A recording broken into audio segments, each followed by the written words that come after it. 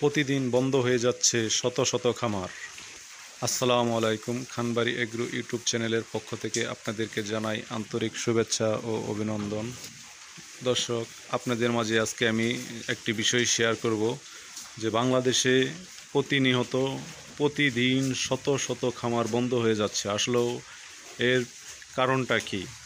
আমরা অনেকেই যারা নতুন যারা আছি, খামার করে 1 থেকে 1.5 বছর কন্টিনিউ করার পরেই দেখা যাচ্ছে খামার বন্ধ করে দিতে হচ্ছে।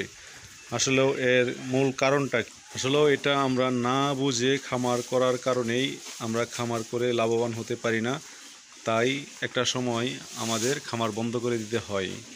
কারণ খামার করি আমরা লাভের আশায়, আর সেখানে যখন দেখি যে প্রতি মাসেই লস হচ্ছে, তো এই লসটা কন্টিনিউ কতদিন আর করা যায়। তাই অনেকেই বাধ্য হয়ে কোনো উপায় না পেয়ে খামার বন্ধ করে দেয়।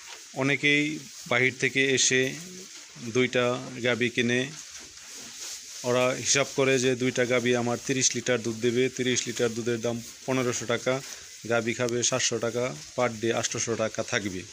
তো সেই চিন্তা করে 2টা গাভী 5 থেকে 6 লক্ষ টাকা দিয়ে ক্রয় করে। তারপরে বাড়িতে নিয়ে এসে সেটার সে পরিচর্যা জানে না। না জানার কারণে সেই গাভী থেকে দুধ পায় 15 থেকে 20 লিটার, যেটা 30 লিটার দুধ দেখে কিনে আনছে। 2টা গাভী বাড়িতে এসে পায় 15 থেকে 20 লিটার। তো এখানে কিন্তু দেখেন আপনার 10 থেকে 15 লিটার দুধ কিন্তু কম পাচ্ছে। এখানে একটা অনেকটাই লস। আরেকটা বিষয় হচ্ছে যে আপনার 15 লিটারের একটি গাভী বা 20 লিটারের একটি গাভী কিভাবে দহন করতে হবে, কিভাবে খাদ্য দিতে হবে, সেটা কিন্তু প্রথম অবস্থায় জানে না। তো না জেনেই কিন্তু আপনার বেশি দুধের গাভী পালন করা ঠিক না। তাতে আপনার ম্যাস্টাইটিসের সম্ভাবনা অনেক বেড়ে যায়। গাভীর দুধ যদি সঠিকভাবে না দোহাতে পারে, সেক্ষেত্রে কিন্তু ম্যাস্টাইটিস হয়, আর এই কারণে গাভীর বাট নষ্ট হয়ে যায়। আপনি যখন একটি গাভী 3 লাখ টাকা দিয়ে ক্রয় করে আনবেন, সেই গাভীটির যদি একটি বাট নষ্ট হয়ে যায়, তাহলে কিন্তু সেই গাভীটা আপনার বাজার মূল্য অনেকটাই কমে যাবে। তো আপনি সঠিকভাবে দুধ দোহানি শিখলেন না, তো আপনি প্রথমেই যদি অধিক দুধের গাভী ক্রয় করেন, সেক্ষেত্রে আপনি কিন্তু লসের সম্মুখীন হবেন। আমি আমার পূর্বের অভিজ্ঞতা থেকে আপনাদেরকে শেয়ার করতেছি। আমি যখন প্রথম খামার শুরু করি, তখন কিন্তু আমার একটি গাভী ছিল 25 থেকে 27 লিটার পর্যন্ত দুধ দিত। তখন কিন্তু আমি এটা জানতাম না যে এগুলোকে কিভাবে দুধ দোয়াইতে হয়। তো আমার গাভীটা কিন্তু ম্যাস্টাইটিস হয়ে একটি বাট নষ্ট হয়ে গেছিলো। তো কিছুদিন পরে আরেকটি বাট নষ্ট হয়ে গেছিলো। তো এভাবে আমার মোটামুটি 3টা গাভীর কিন্তু বাট নষ্ট হয়ে গেছিলো। আমি সঠিক পরিচর্যা বা দুধ দোহানো, সঠিক যে ব্যবস্থাপনা, এটা না জানার কারণে। তো 3টা বাট নষ্ট হওয়ার পরে কিন্তু আমার গাভীর দুধ অনেক কমে যায়। তাছাড়া গাভীগুলো ধীরে ধীরে কয়েকদিন পরে পরে ম্যাস্টাইটিস হতে হতে গাভীগুলো কিন্তু আপনার পর্যায়ে অনেকটাই দুর্বল হয়ে পড়ে। এগুলোর চিকিৎসাও সঠিকভাবে আমি জানতাম না।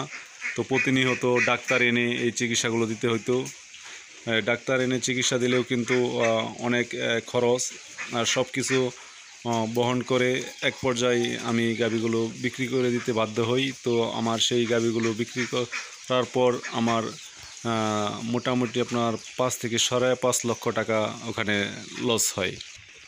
তো আমরা যারা প্রান্তিক খামারি, আমাদের যদি 5 থেকে 5.5 লক্ষ টাকা কিছুদিনের ভিতরে লসের সম্মুখীন হতে হয়, তাহলে কিন্তু আমাদের আর ঘুরে দাঁড়ানোর মতন কোনো অবস্থান থাকে না।